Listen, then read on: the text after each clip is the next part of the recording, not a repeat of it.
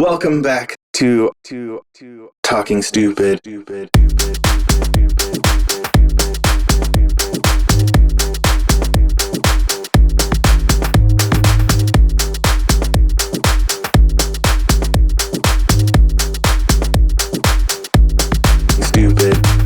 I'll happily keep on chatting about any D&D thing people want to have. I'll happily keep on chatting about any D&D thing people want to have. Stupid. Definitely worth the wait.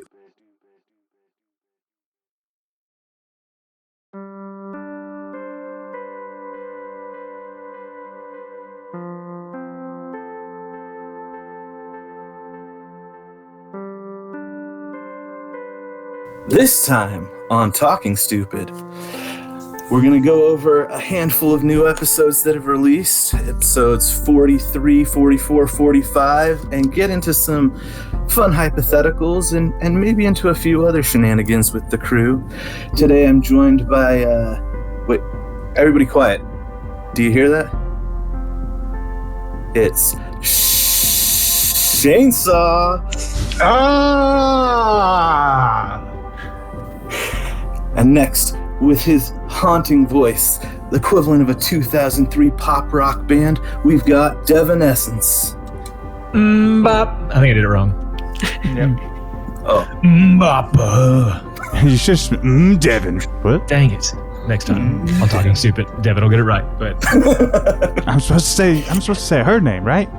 Nope. Oh crap. And we've all seen the weather. It keeps snowing in Texas somehow, and that's only because the abominable snowman. I can't believe I got that I've right. been transported back to my WWFE days. This is great. And of course, our one and only, the big DM. He puts the D in Wayne. Dwayne Peden. he's not the only one. Fun fact: my name's not the only thing that my D's been in. It's also been in Wayne. There's at least 3 toasters that have been starred. That's weird. Wayne, Shane, Devin, they all rhyme. Devane? Never mind. None of us knew Shane had a D in it, but You do now. the more It you know. was Shane at one point. There's an apostrophe. It just means you got shamed. Like, it's like getting punked. All right. So, quick recap for everybody. Episodes 43, 44, 45. A lot of that is the shenanigans in the Tower of the Grand Magus, the GM. Don't call him Maggie, apparently. Doesn't like that. We go and we get Pops busted out of the prison. You guys have some random side research and running about that you do. Some infinite staircases. But to kick it off, we get another callback that as soon as you guys get in there, the old Grand Magus mentions that, hey, I haven't had a lot of visitors since Ilaria left. Dwayne, you just gonna leave that dangling for us, or do we get any? She's popping up everywhere.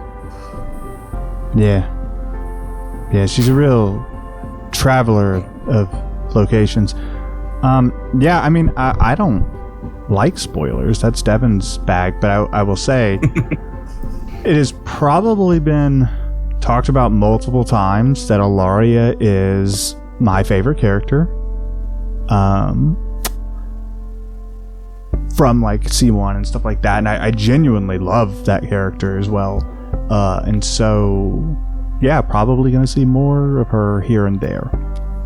Oh, certainly. I mean, I feel like Discord has affirmed that she is absolutely one of like the top fan favorite NPCs. And oh yeah, if you're listening to this, spoilers for C1, but I don't know why you're listening to this if you're not done with C1.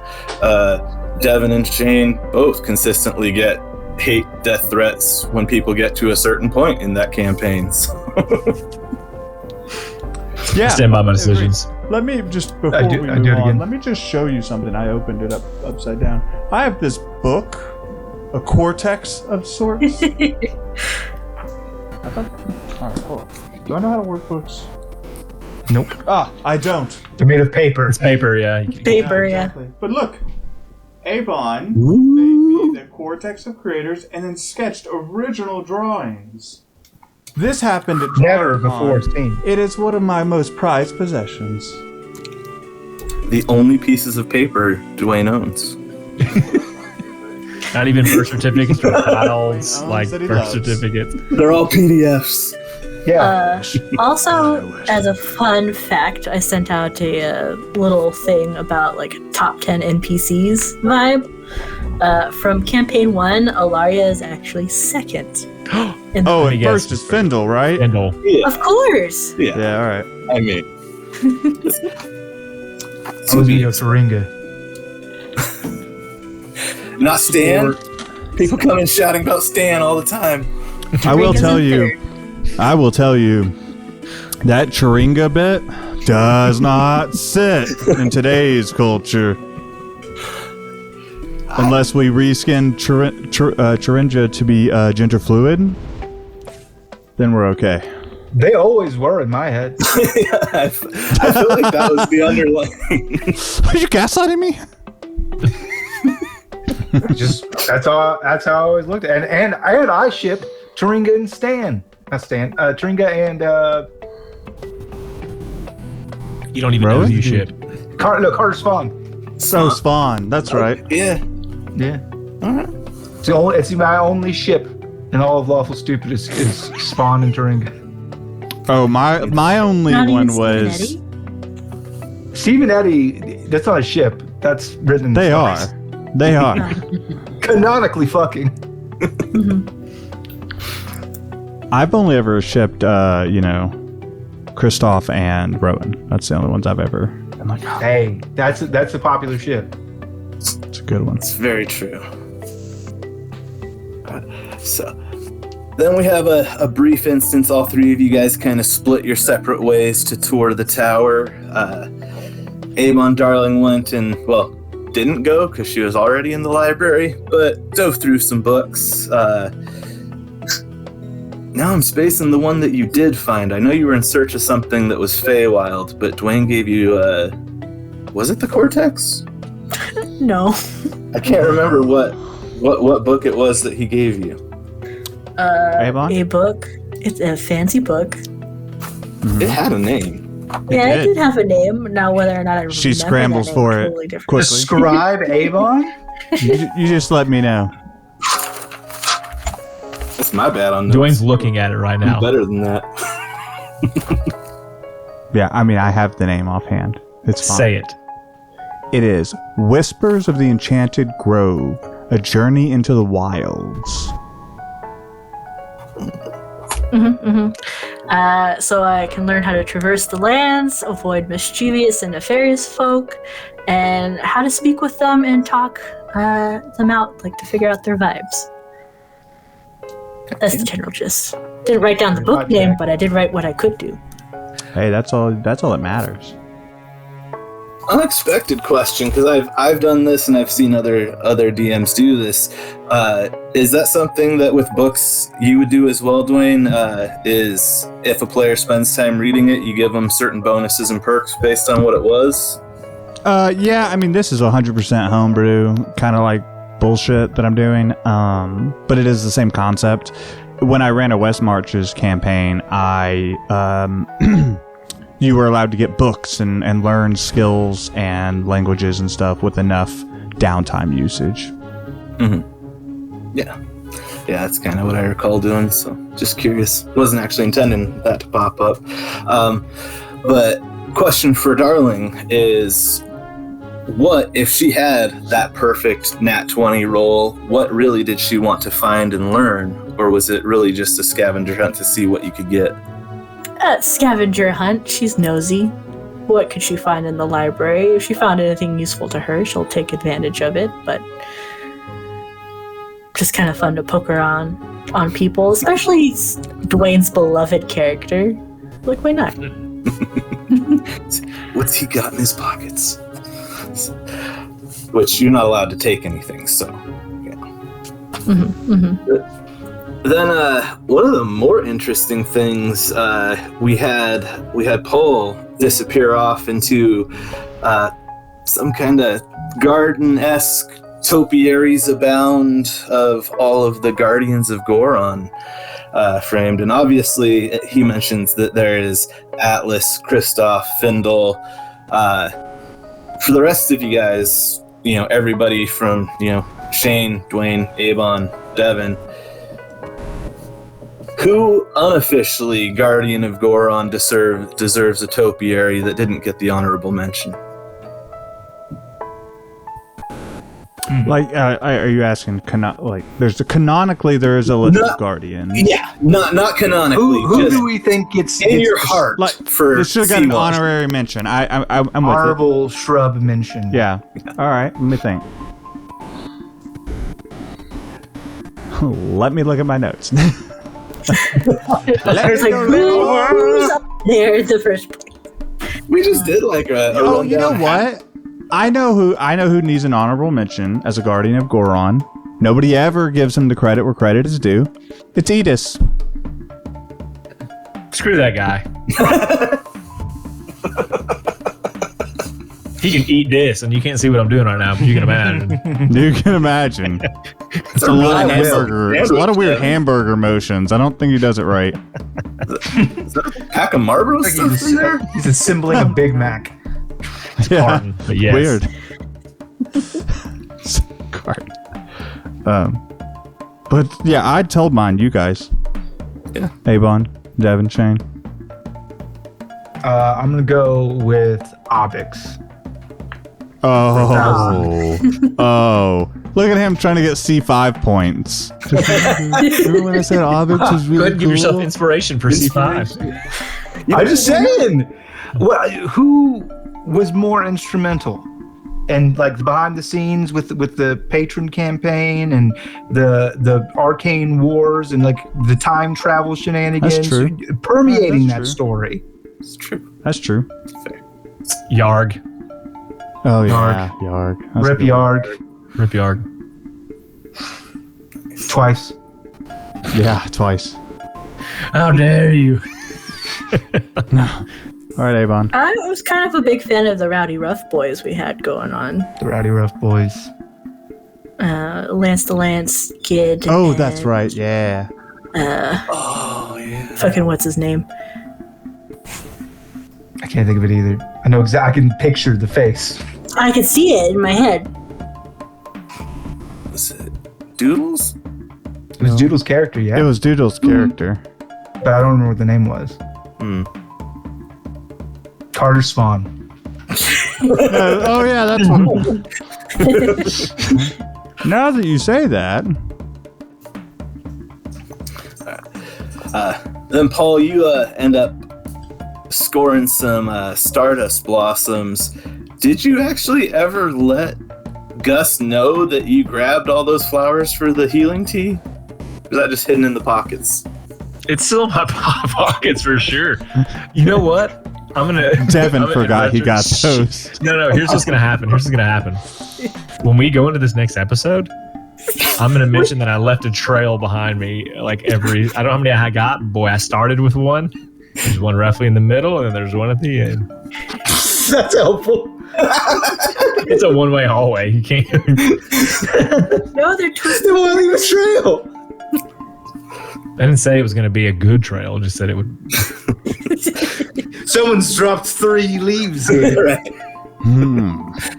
Dude, do a smell check. You get over it. I will. Devin's never allowed to play Hansel, just dropping single breadcrumb in the woods. We'll find our way. I wasn't supposed He'll to eat figure it these? out. If you look at this breadcrumb, it's actually got one piece that's kind of sticking off. I'll use it like an arrow. I'll just point the direction everybody. I'll leave one breadcrumb. I chew the arrow into it. He'll figure it out. He's a smart bear. He's the smartest brother in the family, apparently. And strongest. Whatever. Cut to Gus walking through the woods, just steps on the breadcrumb. Doesn't even notice it at all. It's the only thing on the ground. It's just a single breadcrumb in the forest.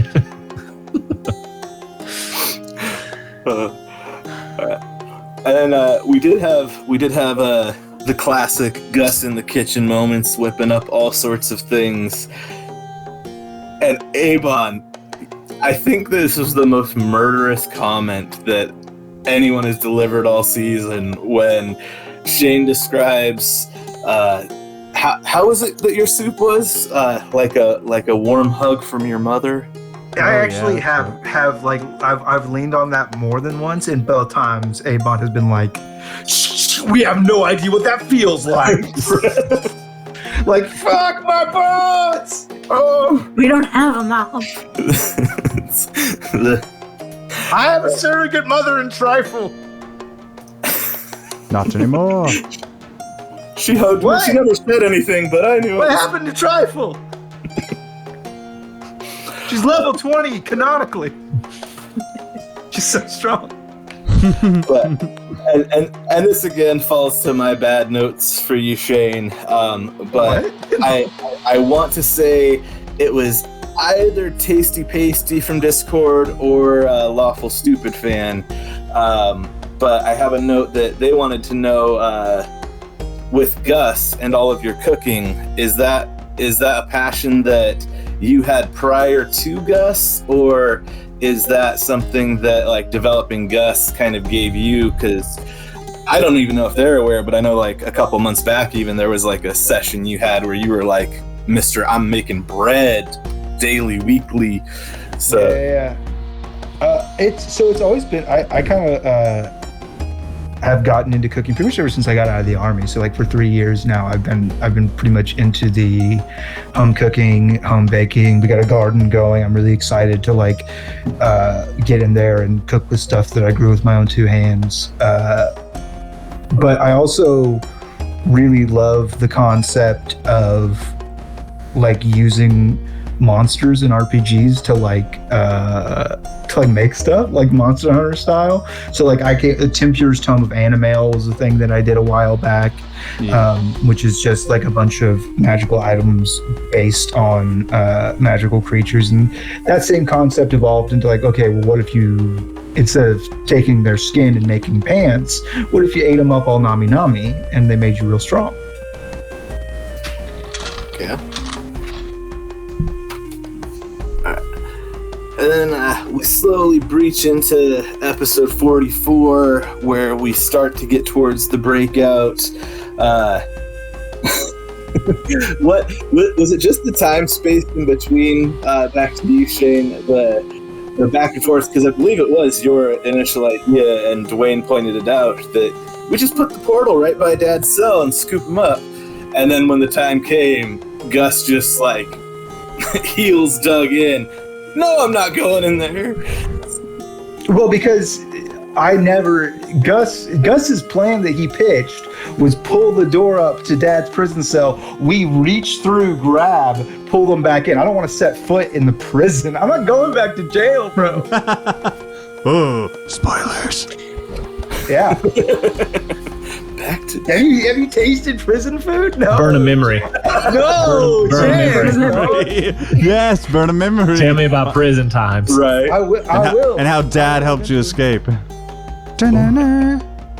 It's actually where He baked me a cake with dynamite in it. Paul Barrow just jumps to a wall. Brother, get round two, baby. I was able to fit in between the bars because I am so small. Why they make bars so big? I like the idea that Paul Barrow is canonically 3 foot tall. It's smaller every episode. But he doesn't know. I am so big. He's There you Scrappy-Doo. are, honey. Yeah, Scrappy Doo. But a polar bear. It's not even a polar bear. He's like a Dalmatian and just thinks he's a polar bear. He's a chihuahua. He painted all of his spots. I have to go to the hair salon. I have an appointment in town. I don't want to get in the water. Don't ask me why.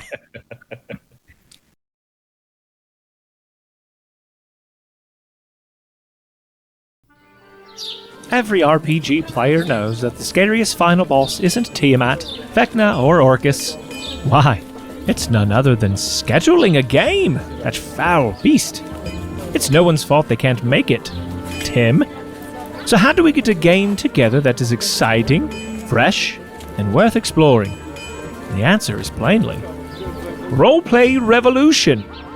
Roleplay Revolution allows you to generate ready-to-run adventures in minutes. It comes complete with NPCs, monsters, maps, and more. What a hoot! Your adventures can be highly complex for even the most intelligent, or as simple as you require.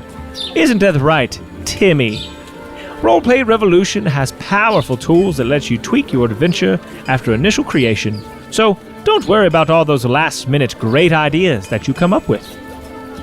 You start by just throwing out some of your favorite themes, movies, games, etc., just to get the juices flowing a bit. Want to mix high fantasy with your favorite RPG title? Well, go crazy. A mustachioed plumbing brothers and steampunk? You got it. Your imagination is the limitation. Roleplay Revolution allows you to create the game you'd love to run, but just don't have the time to write. To spice it up even more, let's assume that Tim and your other quote-unquote friends are indisposed for a long period of time. Never fear! Roleplay Revolution has an AI-powered DM named Oracle. That's nice. That will never leave and keep its time commitments. Oracle will run the adventures you generate for you. You can run the adventures solo with Oracle, or have it GM for you and your friends. It's free to try, but we, Lawful Stupid, hope you'll hear this and go for the annual subscription. If you purchase the annual subscription and use the code LawfulStupid at checkout, you'll get a whopping 20% off the total price. Head on over to roleplayrev.com and let the games begin.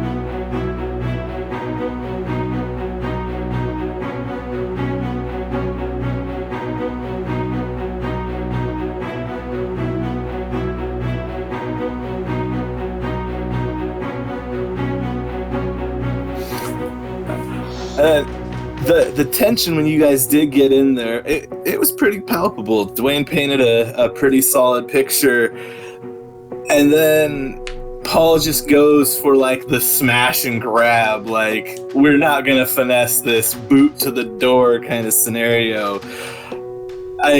Since he's the one that took the action, Avon, I have to ask you, what was like your feeling and Darling's feeling in that moment of like, oh god, it's on? Exactly what happened next. She fucking bolted. Like, well, you made a sound. I'm out. I don't want to get caught. I was planning to finesse the situation, but it was a smash and grab. It's like, all right, well, I have done nothing. I'm out. I was here, I've done nothing, and now I'm gone. just that. We have more brothers for Devin to play. It's fine. Leave him. Yeah, basically. That's been Devin's theme this campaign. Yeah. Imagine her first stand-on end. I mean, how are you gonna make another character with no shirt though? Oh, that's easy. You just wait. You start with no shirt and just build the rest around that. You build the rest of the character around the lack of the shirt. That's a pantsless and shirtless wizard. He took Glass Cannon to a new level. I won't even wear the robes. I cast flex. Boom. And then right back to you, Paul, on that. As soon as did I guess I should say, did you think you were gonna make as clean of a getaway as you got? What were your feelings, especially when Dwayne cut the episode right as you got to the portal? Dwayne has no clue what's going on. He needs another week. That's what I was thinking. And I'm gonna push the envelope. No, I was like, you know what? He knows I'm not afraid to build another guy. We always take so much time to just do perfectly on things. My character's built for this. Let's do it. And then just to circle all the way around, Dwayne, was it, because it felt easy, was it a matter of, as a DM, you were kind of rewarding them for having a better plan than storming the castle and taking it out, or was it just, basically, did they circumvent anything, or was that the way you kind of intended it to go at the beginning? Yeah, no, I can't express to you how I did not expect them to open a portal inside the prison and that be their grand plan. And so to reward them for that seems weird, because that's a hilarious move to just do a mid jailbreak. Because Shane's like move was definitely like pop in his L, get him out, good to go, right?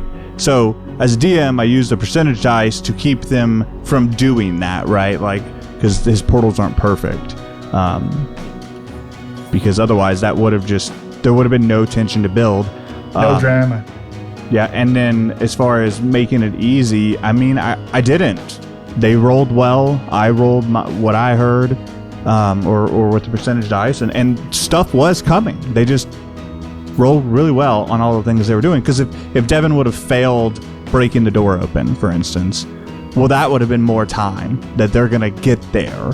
Before I had a couple different options, which was invading the window itself. So while they go through, a bunch of people come in with them, and now they've got to deal with that.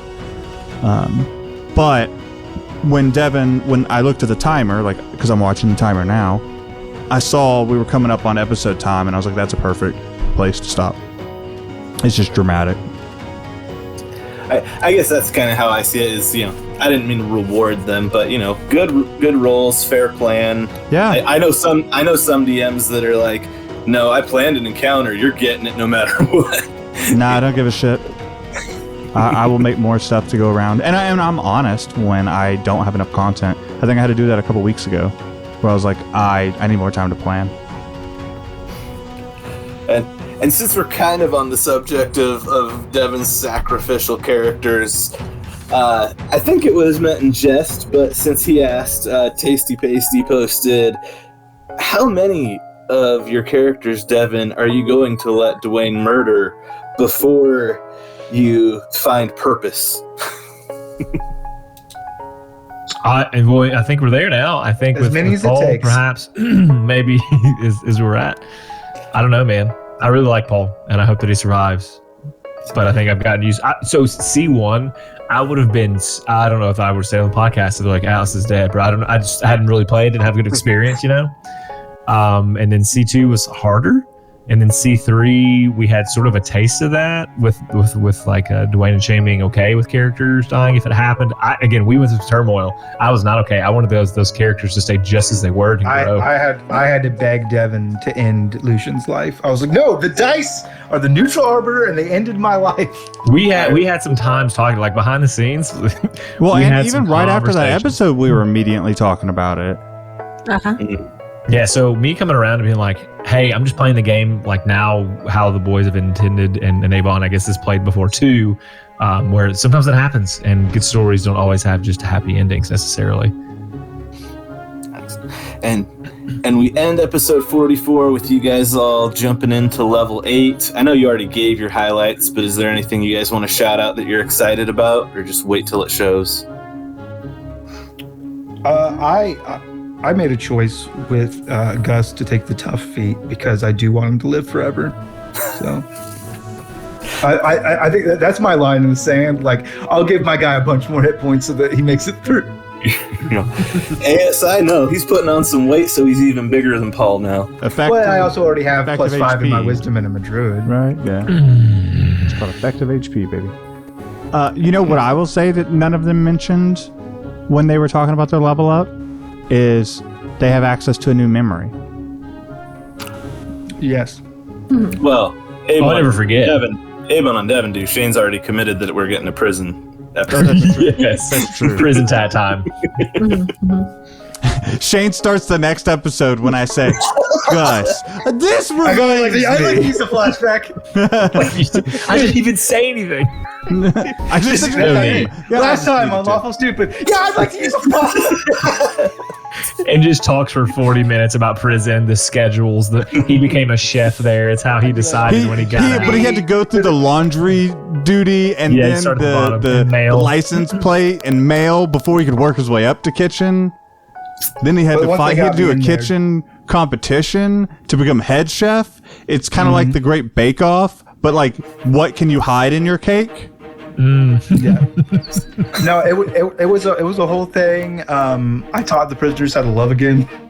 A lot of them were reformed. A lot of smooch rebates, really. He fed them all 100 cupcakes, and then they were all released on Yeah. good behavior. They were That's all true. pretty much chill after that. And all of that just so he can pull That- a single spell component out of his prison pocket. No, Oh, if I'm using a prison flashback, it's going to be so that I can make the reality that eating 300 of Gus's cupcakes makes you good. Sold. Yeah, we still need to see how that turns out. The 300 cupcake alignment shifts. I'm glad I told my prison flashback. Now, Dwayne, I'll have that pearl, please. Go ahead, reach on up there. I've been holding on to this one for a while. Forgot it was up there. And then we get Dad back and the reveal of Dwayne's Cradle of Time, or half of it. And even though Amon tried her best to sneak out some identify shenanigans with it, we got some elusive answers from Dwayne, I'll say. So I'm gonna start with Avon, but also Devin, Shane. And if for any reason you've chatted with Dwayne and you might already know its function, just blatantly lie and make something up. But what is your assumption that it's going to be used for? How is it going to play out? I think he's gonna make something new, especially even though Dwayne keeps saying it's not a cradle. I was like, I keep picturing a cradle. We all keep picturing a cradle. There was a reference from Darling's Phaetron that's basically like, yeah, watch out for your kids. And I'm just like, what kids? She doesn't even plan on having kids. There's nobody right now. Like, when did she ever? So I feel like it's gonna make some sort of new entity or something, especially with all the behind the scenes outside stuff that we're seeing with Aya and the other gods. I think they're all dead. I think new gods need to come out somehow, so this might be it. Darling's children are like the fractured timelines. Now all of time is your children. Oh my god. Well, we'll see how that goes. Devin, what do you got? What's your theory? Theory is, so when I think of Cradle, the first thing I think of, if you guys remember GoldenEye, there was a level on there called Cradle, and it was like a giant antenna. And what I think is that it's like a way to message other worlds or to send messages out some way. And so we need the other half to get those messages out. Or maybe if it's with time, maybe it's to call back the time. I don't know. Nice. Shane? I don't get baby cradle. When I hear cradle and it's a two-part object, I just think that it's like a base for the other thing to go in. It literally cradles the other object. And Like a Fabergé egg. Yeah, like a Fabergé egg. That being said, I think that it being a cradle of time, I think that this is a magical artifact that is going to put us exactly where and when we need to be. Excellent. All right, I did have a couple other Discord questions, and obviously, we'll do it. Eldritch Warrior, Shane, I think you kind of gave him a little bit of an answer on this, but he was calling back to C2 when the cards were given out that altered character traits, and he was just curious. I know he asked if there were any other cards. I believe you said you improv'd most of that. Yep, made them up. Right Made on the them spot. up. I pulled up a list of the Tarot major cards. arcana. Yep. I assigned them numerical values. I had the party roll. I put like persona and stuff. So like the personification of the major tarot wasn't like super difficult to like think through. And yeah, apparently I got some feedback after that they really liked the cards and that was cool. But I was given like a magical item description from a patron, and it was this deck of cards, but they didn't give like any sort of magical effect for it. Just it was like these golden filigreed cards. So I kind of was like, okay, well, let's make those tarot, and let's kind of do like a sort of deck of many things where it's gonna modify these characters in some way, almost like kind of like a cursed effect, honestly. But they all drew cards. I think after the first one, knowing what they were getting into, at least, it was a good time.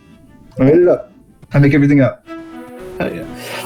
How are we doing on time? I did not pay attention to clock. We're at 32 minutes. So if you want to do something else real quick, and then we can bounce. Yeah, I got one more question and then one thing that I'll allude to, and then we can call it and wrap it up. Of course, my final question from Discord comes from Devin himself to Devin himself. Devin, it seems like you're everything to everyone. It's true. In the show. Yeah, we just stop there. How do you do what you do? How are you just so important to everyone? Where to begin? What's the real question? I can start the list. What's going on? Is that a real question that you asked yourself, Devin? Every day, every morning. Were you feeling a little bit less humble that day? And you were like, the first question I ask is, how am I everything to everyone? And then the second one is, why am I here? And then sometimes that order's reversed. Those are two questions. I feel like if you answered the first question, you would not have very many questions about the second one. You'd be like, oh, I'm here because I'm literally everything to everyone. That's probably why I'm here, to be the central focus for everyone on the planet. And then, and we can absolutely cut if you guys are, because I know it was mentioned that it's mainly going to be a treat for patrons, so it's more of a teaser. But Avon was setting up her session 0 a couple weeks ago, so there's some fun tidbits out there. I believe $1 tier patron, you can get the early deets on what season 5 is going to look like. So, and that's a good session 0 if you like to hear people just bitch and complain. You are in for a treat. If you thought Shane and I debating and arguing over rules was funny, get 2 of us on the same side about something and we'll just beat somebody up on it until they're black and blue. It's fucking, gosh, good times. P.S. I still won. Yeah, emotional abuse is fun. Yeah, you did win. The sheer, I felt for you immediately, Avon, at the sheer. I don't think there were any winners. And at the sheer excitement when we all got hurt.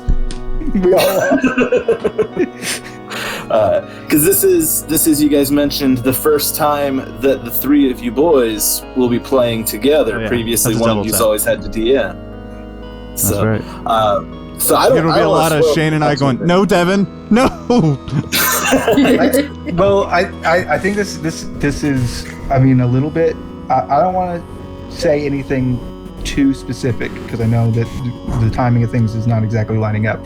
But I'm really excited to play with Alex Goring again.